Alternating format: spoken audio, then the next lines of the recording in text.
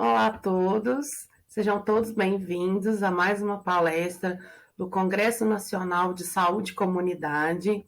Meu nome é Francine Rubinho, sou nutricionista e hoje eu vim falar com vocês sobre a atuação do nutricionista na elaboração de cardápios para coletividades. Então eu vou explicar o que é o cardápio. O cardápio ele é uma relação das preparações que vão ser preparadas e também servidas naquele dia. Pode ser apresentado de uma forma diária, ou semanal, ou mensal.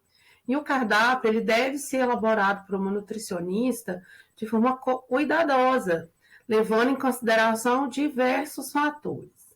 E ao longo da nossa palestra, nós vamos falar sobre eles. Iniciando, então, a montagem do nosso cardápio, nós temos que respeitar as leis da alimentação de Pedro Escudeiro. São 4 leis e eu vou falar de cada uma delas. A primeira lei é a lei da quantidade, que o organismo ele necessita de porções de alimentos em quantidades específicas para aquele organismo. Então, se a gente comparar a necessidade de uma criança com de um idoso, vai ser bem diferente. E isso não varia só com a faixa etária, varia com o sexo, varia com a idade, entre outros. A segunda lei é a lei da qualidade. Então, os alimentos que compõem essas refeições devem conter nutrientes que são essenciais para o funcionamento adequado do organismo. A terceira lei é a lei da adequação. Os alimentos eles devem ser consumidos de acordo com as necessidades do indivíduo, incluindo sexo, idade, faixa etária, entre outros. E, por último, a lei da harmonia, que são as refeições, elas devem ser harmoniosas. Elas devem possuir quantidade, qualidade dos alimentos que estão ali naquela preparação, e tem que ter uma relação proporcional entre elas. O que eu quero dizer com isso? Sabe aquela velha frase que nós sempre falamos, não se deve misturar batata com macarrão? Então, faz parte não só das leis de adequação, de qualidade, mas também de harmonia. Então, eu trouxe para vocês um exemplo da estrutura de um cardápio. Então, inicialmente, as saladas que vão ter nessa refeição, no caso, esse cardápio seria um cardápio de almoço ou de jantar, né? Em segundo lugar, geralmente, vem-se os acompanhamentos, arroz, feijão. Habitualmente, o Brasil possui acompanhamentos de arroz e feijão. Fora do Brasil, isso não é muito comum. Então, a gente tem que ficar sempre de olho. Na região sudeste, angu geralmente é considerado como acompanhamento, porque é uma coisa que é muito consumida. É uma regra? Não, tá, gente? Eu estou só citando os exemplos. E na região do Nordeste, por exemplo, habitualmente as farinhas fazem parte também dos acompanhamentos. Então, em terceiro lugar, nós temos o prato proteico, que pode ser uma proteína de origem animal ou vegetal. E, em quarto lugar, as guarnições, que são os acompanhamentos da refeição, né? Acompanham o prato principal. Pode ser considerado guarnição macarronada, farofa, legumes cozidos e ensopados. Os cardápios para coletividades, eles podem ser, por exemplo, cardápios elaborados para empresas, né, para funcionários da empresa, de hospitais, unidades prisionais, escolas, restaurantes comerciais, lanchonetes, asilos, centros de apoio e uma infinidade de variedades. Então, para a população sadia, ao elaborar um cardápio, o nutricionista ele tem que pensar, né, e organizar o cardápio de uma forma que forneça uma variedade de alimentos e também as combinações entre eles, respeitando as leis que eu citei, né, de qualidade, de quantidade, e também ele precisa ter observar bem os temperos que vão ser utilizados, as cores daquela preparação, os cortes, tanto de legumes, tanto de carne, técnicas de preparo e também a apresentação ou decoração daquela refeição, porque nós sabemos que o comensal, a ideia de comer aquilo começa com o visual. Então, a gente tem que pensar não só na beleza, mas também na qualidade. Então, eles andam junto, né? As duas opções andam juntas. E para um cardápio de uma coletividade enferma, a gente tem que pensar em uma técnica de preparo, a forma de cocção do alimento. Por exemplo, se é uma pessoa que está internada no hospital, ela está fazendo a deglutição correta, ela está conseguindo. Então, se ela não está conseguindo, eu vou ter que fornecer, por exemplo, um legume mais cozido. Então, a gente tem que estar sempre de olho nesses itens. Olhar também a inclusão ou exclusão de algum alimento de acordo com a patologia, segundo os preceitos da dietoterapia, porque a gente precisa respeitar aquele paciente e entender que o alimento tem o papel tanto de beneficiar quanto de prejudicar em relação àquela patologia. Se é um indivíduo hipertenso, ter uma maior atenção, por exemplo, com sódio. Se é um paciente renal crônico, olhar as restrições daquela patologia. Cada cardápio ele tem um padrão. Então, habitualmente nós temos cardápio padrão luxo, médio ou popular. Eu vou exemplificar e explicar cada um deles. O cardápio padrão luxo, ele habitualmente é um cardápio mais caro, com preparações que geralmente utilizam ingredientes mais nobres, um pouco mais onerosos. E eu trouxe um exemplo para vocês, que é um exemplo de um cardápio de uma refeição de almoço ou de jantar, né? São 10 tipos de saladas, incluindo saladas compostas, que são quando tem mais de um item, né? Naquela mesma salada. Arroz integral, arroz branco, feijão, tutu, feijão tropeiro, 6 tipos de prato proteico, 10 tipos de guarnição. E as sobremesas habitualmente são mais elaboradas, né? Como pudins, mousses, entre outros. O cardápio padrão médio, ele possui um número menor de preparações. Não é uma regra, tá, pessoal? Eu estou só trazendo exemplo para vocês entenderem melhor como são os tipos de cardápio e diferenciar entre os tipos de padrão. Então, um exemplo de cardápio médio, né, padrão médio, 4 tipos de salada, arroz integral, arroz branco, feijão, 2 tipos de prato proteico, 2 tipos de guarnição. E a sobremesa, elas são um pouco mais simples, como gelatina ou aqueles docinhos que são embalados. Já o cardápio padrão simples, ele possui um número menor ainda de preparação. Então, eu trouxe para vocês como exemplo um cardápio que possui 2 opções de salada, arroz, feijão, um tipo de prato proteico. É muito comum que mesmo no cardápio simples tenha-se a opção de ovos para o prato proteico, tá? Uma guarnição e geralmente o cardápio simples não tem sobremesa. Então, quais os tipos de refeições que são descritos no cardápio? Desjejum, café da manhã, lanches, almoço, jantar, ceia, sobremesas. E o que eu, como nutricionista, preciso saber para elaborar o cardápio? Qual o evento que vai ser qual evento será esse cardápio, né? Vai ser para um coffee break? Vai ser para um almoço executivo? É para uma empresa? Qual que é o público que é dos trabalhadores, por exemplo? É um trabalhador de serviço mais administrativo, talvez mais sentado, ou é um trabalhador que tem um serviço, né, um nível de atividade física maior, mais intenso, tem um gasto calórico maior?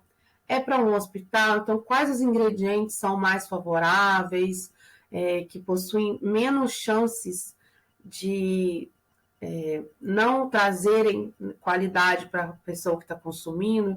Quando eu digo isso, gente, não é que o alimento não traz nenhum benefício ou não tem qualidade, é para aquele público. Então, a gente tem sempre que pensar em qual público que nós vamos servir esse cardápio. Outros fatores que podem influenciar na elaboração do cardápio: a rotina de recebimento de mercadorias, o sistema de distribuição, a modalidade do serviço, o número de colaboradores, o horário de distribuição daquela refeição, sazonalidade dos produtos, equipamentos que nós temos disponíveis, alimentos processados, hábitos alimentares daquela região e daquele público, clima, estação, entre outros. Eu vou descrever cada um deles. Qual será a periodicidade que eu vou receber os meus alimentos, né, que vão compor minhas refeições? Por exemplo, do hortifruti. Eu tenho que pensar aqui. Vou dar um exemplo que as verduras são entregues domingo, quarta e sexta. Se eu quero servir agrião, por exemplo, na terça-feira, eu tenho que pensar se o agrião ele vai estar bom até nessa data. Ou se não seria melhor eu servir o agrião na segunda-feira, que ele estaria mais fresco. Então, a periodicidade que eu recebo esses produtos também vai influenciar em como eu vou organizar eles no meu cardápio. Os gêneros secos, que geralmente são arroz, feijão, macarrão, fubá, farinha, entre outros, habitualmente é entregues uma vez ao mês. Isso varia de acordo com a unidade de alimentação e nutrição, que é a UAN, né? Só que quando se tem essa entrega mensal, o nutricionista ele tem que ficar atento aos ingredientes, principalmente no final do mês, porque geralmente a gente tem uma quantidade menor. O que é o adequado nessa situação?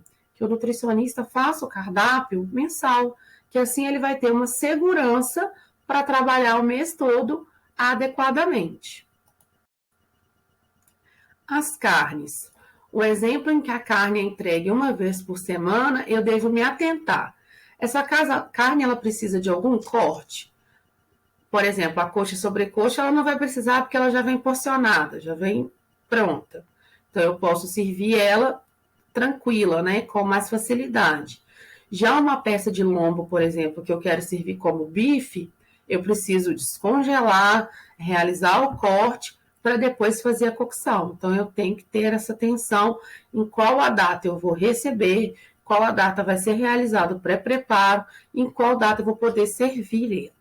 Da mesma forma, sobre o descongelamento e a preparação. Se o alimento, igual o exemplo da coxa e sobrecoxa, eu posso servir ela congelada, quando eu falo servir, eu falo no sentido de preparar. Eu posso pegar essa coxa e sobrecoxa, mesmo congelada, e ferventar ela antes de fritar, por exemplo. Então, a gente tem que ter essa malícia e organizar isso da melhor forma possível. O hortifruti, como eu falei, a gente tem que ficar atento a essa entrega. E esse tipo de legume, por exemplo, que eu estou recebendo, ele precisa de um pré-preparo, é mais demorado. Eu não posso comparar um tomate que você higieniza, pica e serve, com uma batata que você tem que higienizar, descascar, picar e cozinhar. Então, a gente tem que ter essa organização em todos os itens do cardápio. O sistema de distribuição ele também vai influenciar na minha organização do cardápio.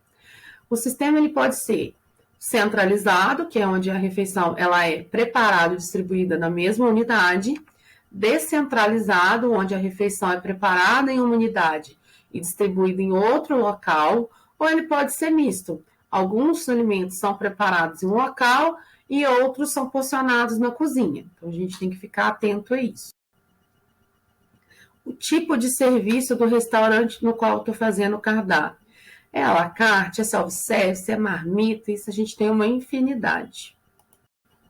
O número de colaboradores que eu tenho na unidade naquele dia, ele também vai influenciar.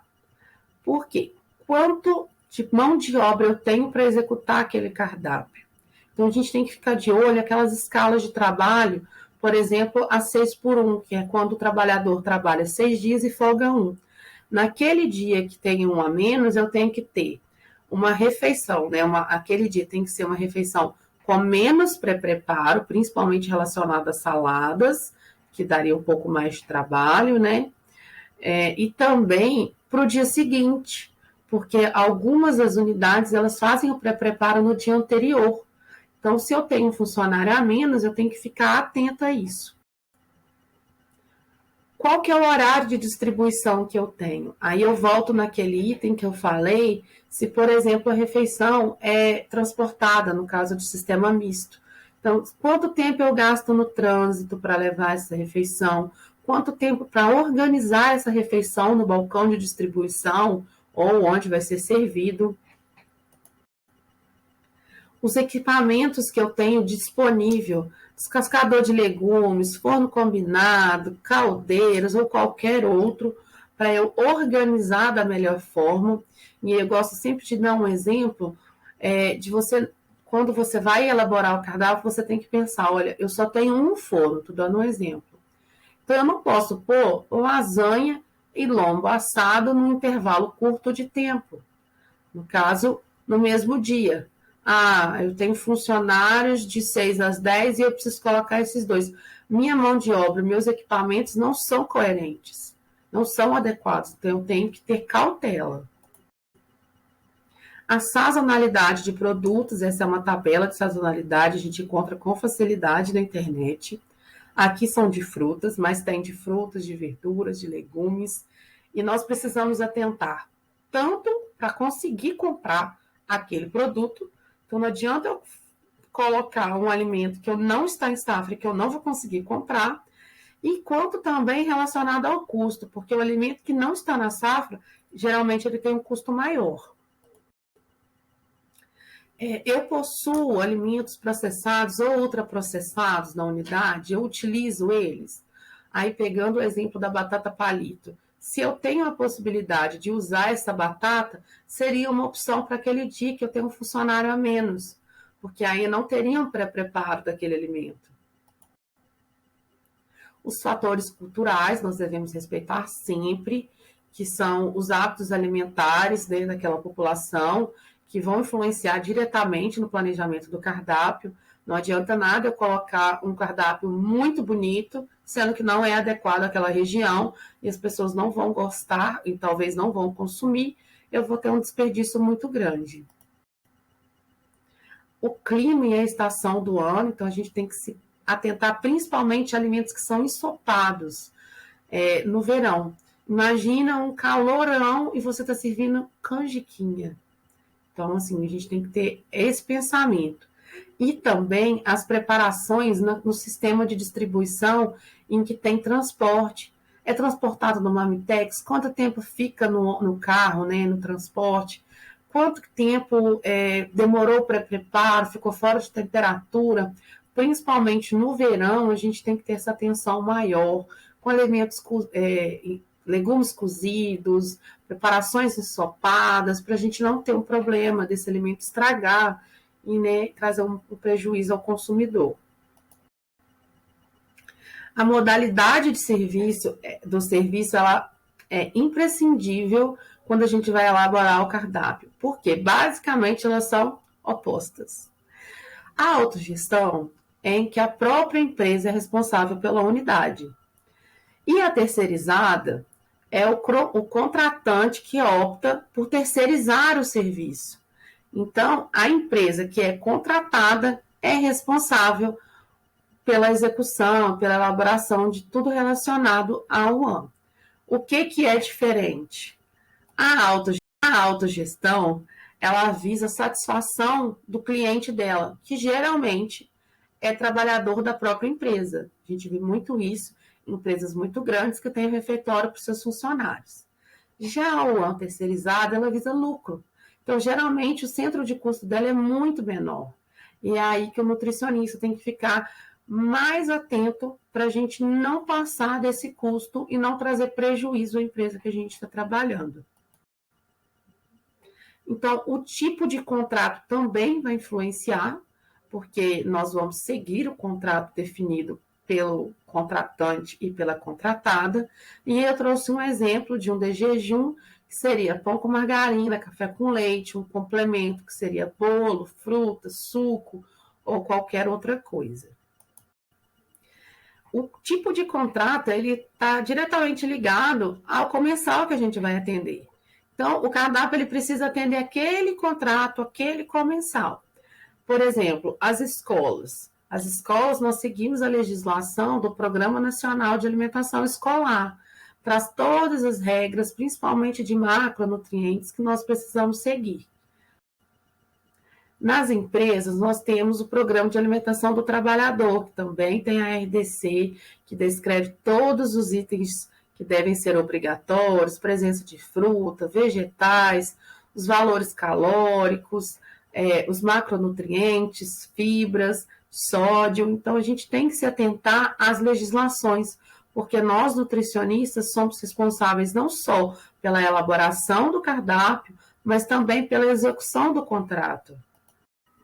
Nas unidades prisionais, nós temos o Sistema do Estado e Administração Penitenciária, que é a SEAP, que é o órgão que é responsável tanto pela licitação quanto pela avaliação das adequações dos contratos. E nos hospitais, como eu citei anteriormente, nós temos que realizar a elaboração do cardápio de acordo com a patologia do paciente. Geralmente, hospitais públicos não conseguem ter essa diferenciação por paciente com uma variedade muito grande de preparações. O que é muito comum é que são preparações que possam ser consumidas por muitos e só é adequado às porções ou retirada de algum alimento que aquela pessoa não possa consumir. O que é importante a gente ter em mente? A gente precisa conhecer o nosso cliente.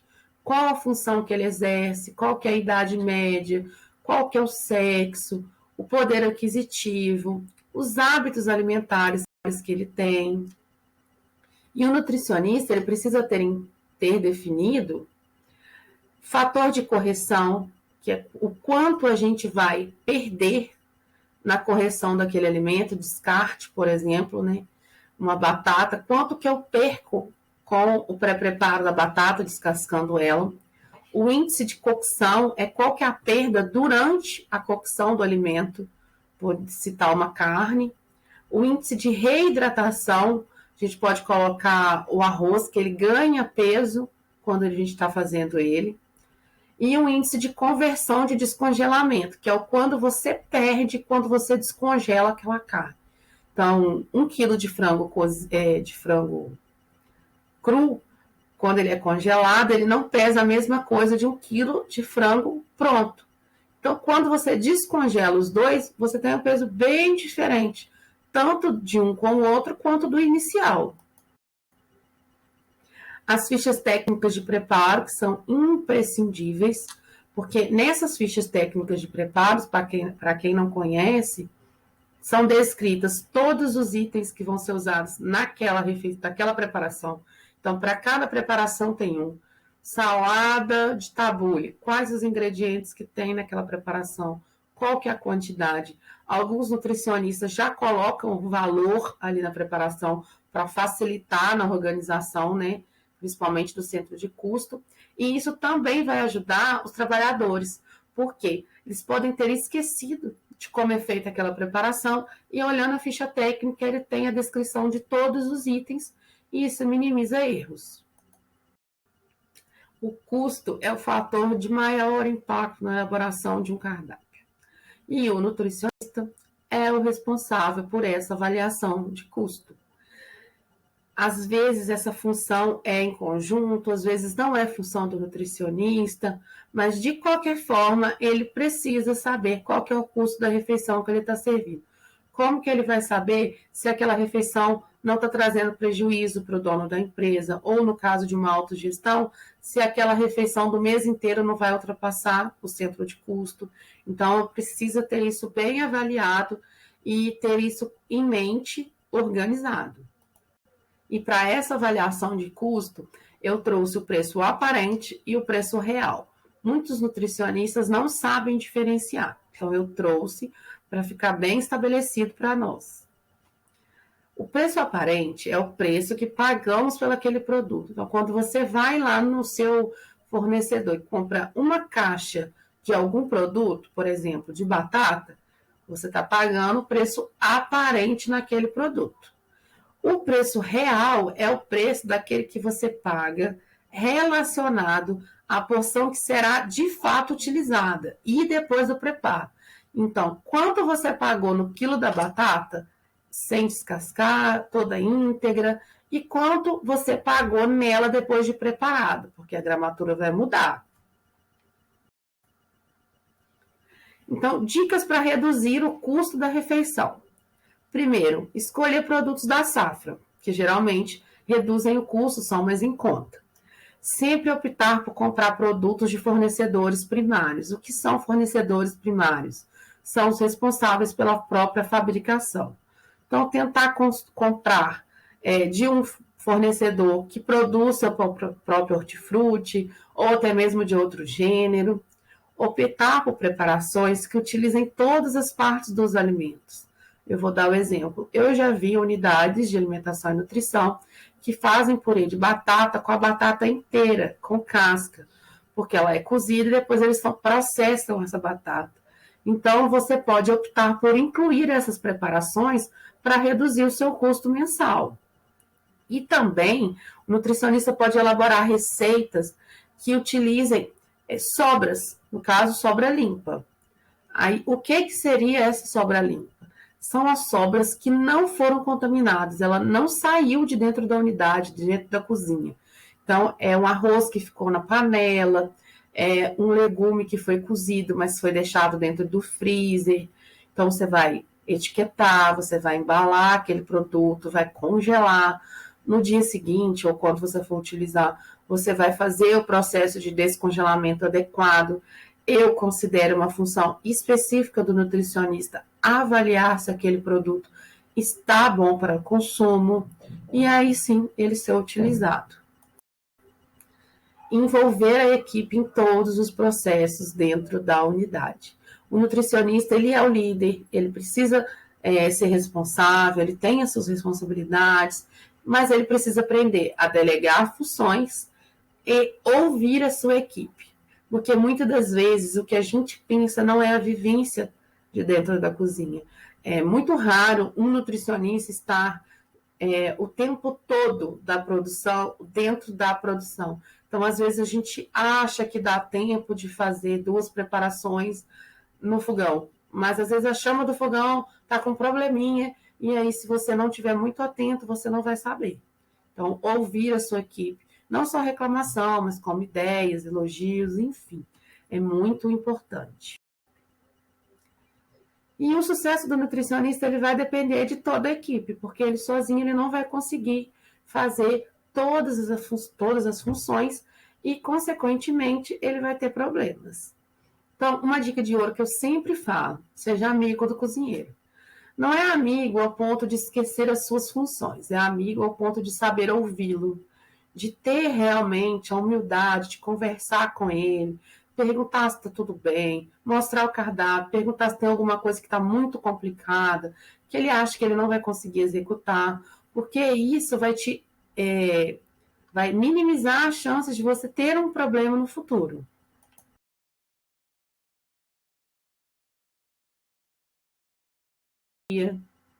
Apresentar as preparações na ordem que vão ser servidas.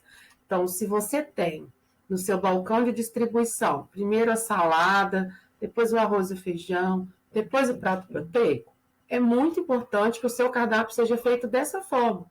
Porque quando começar a ler o cardápio, ele vai mentalizar a forma em que ele vai servir. E isso faz muita diferença. Usar sempre iniciais maiúsculas nas palavras e citar a forma de apresentação do alimento. Então, cenoura. Cenoura o quê? Cenoura ralada, cenoura cozida. É muito importante. Então, um resuminho da elaboração e de planejamento de cardápios. Etapa 1, conhecer o contrato, no qual eu estou fazendo aquele cardápio. Etapa 2, conhecer o meu público, o meu comensal, né, que vai ser servido pela unidade que eu estou trabalhando. conhecer a estrutura, ver o número de funcionários, né, a mão de obra, equipamentos. Etapa 4, planejar as compras e, consequentemente, as entregas. E etapa 5, elaborar um cardápio que atenda todas as leis da alimentação. E é isso, pessoal. Muito obrigada pela atenção. Queria agradecer mais uma vez ao Congresso pelo espaço, pela realização da palestra, a todos vocês que estavam aqui comigo. Esses são os meus contatos, então caso tenha alguma dúvida, pode me mandar mensagem, que vai ser um prazer responder. E até breve. Tchau!